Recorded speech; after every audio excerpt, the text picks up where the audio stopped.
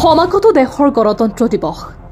গণতন্ত্ৰ দিৱসত আফ্ৰিকাৰ সৰ্বোচ্চ শৃংগ আৰোহণ কৰিব অসমৰ দুই যুৱকে প্ৰায় ৬০০০ মিটাৰ উচ্চতাৰ সৰ্বোচ্চ শিখৰত উত্তোলন কৰিব দেশৰ ৰাষ্ট্ৰীয় পতাকা ভাৰত চৰকাৰৰ অনুমোদন সাপেক্ষ আন্তঃৰাষ্ট্ৰীয় ফ্লাই হাই এক্সপিডিশ্যন সমিতি নিৰ্বাচিত কৰিছে অসমৰ দুই যুৱকক নিৰ্বাচিত মালিগাঁও পাণ্ডুৰ ছয় মজুমদাৰ আৰু চন্দ্ৰকেশৰ যাদৱ আফ্ৰিকালৈ যাত্ৰা কৰাৰ পূৰ্বে ভাৰতৰ প্ৰধানমন্ত্ৰী আৰু প্ৰতিৰক্ষা মন্ত্ৰীয়ে কৰিব সৌজন্যতামূলক সাক্ষাৎ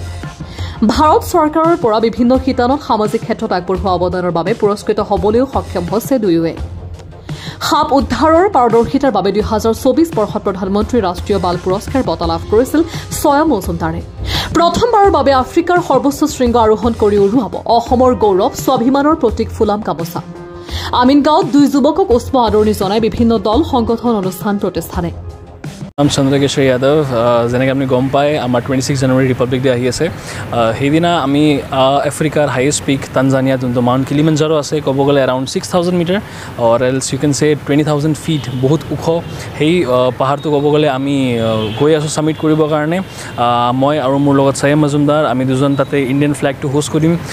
এলং উইথ আমাৰ প্ৰেচিডেণ্ট যেতিয়া আমাৰ 26 জানুৱাৰীত যেতিয়া ফ্লেগটো হোষ্ট কৰিব ছেম টাইমত অল অভাৰ ইণ্ডিয়াত আমাৰ ভলেণ্টিয়াৰ্ছ আছে সিহঁতে একেলগত আমি হোষ্ট কৰি আছোঁ এটা ৱৰ্ল্ড ৰেকৰ্ড এচিভ কৰিব গৈ আছোঁ আমি সেইটো লগত আমি 20 ফিট এটা আছামিজ গামোচা কমপ্লিটলি কিবা জয়াই অসম লিখি কেনে প্ৰপাৰ আমি আছামক ৰিপ্ৰেজেণ্ট কৰিবৰ কাৰণে তানজানিয়া হাইয়েষ্ট পিক মাউণ্ট কিলিমাঞ্জাৰত গৈ আছোঁ তো সেইটো কাৰণে আপোনালোকৰ আশীৰ্বাদ থাকিল আৰু আমাক ফুল ছাপোৰ্ট কৰিব থেংক ইউ সবকে নমস্কাৰ প্ৰথমতে মই ছায়েম মজুমদাৰ অহা 26 জানুৱাৰীৰ দিনা আমি অসমক ৰিপ্ৰেজেণ্ট কৰি কেনে আমি গৈ আছোঁ মাউণ্ট কিলিমাঞ্জাৰোলৈ মাউণ্ট কিলিমাঞ্জাৰো আফ্ৰিকাৰ হাইয়েষ্ট পিক আমি সবেই গম পাওঁ আৰু আফ্ৰিকাৰ হাইয়েষ্ট পিকত আমি ভাৰতৰ পতাকা আৰু অসমৰ মান সন্মান ফুলন গামোচা লৈ কেনে আমি এটা ৱৰ্ল্ড ৰেকৰ্ড ক্লেইম কৰিম অসমৰ ফুলন গামোচা আমি 20 ফুটৰ বনাইছোঁ য'তে আমাৰ অসমৰ কালচাৰক আমি শ্ব' কৰিছোঁ আৰু আমাৰ মাননীয় প্ৰধানমন্ত্ৰীৰ দ্বাৰা দিয়া বিকশিত ভাৰত 2047 মাই ভাৰতৰ সৈতে আমি মাই ভাৰতকো ৰিপ্ৰেজেণ্ট কৰিম আৰু ইণ্ডিয়াৰ ইউথক ৰিপ্ৰেজেণ্ট কৰিম বিকজ আমাৰ ছ'চিয়েল কজটো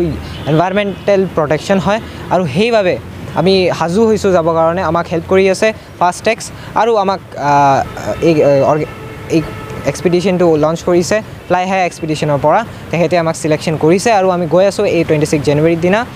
আমি আফ্ৰিকালৈ ওলাই আছোঁ কালি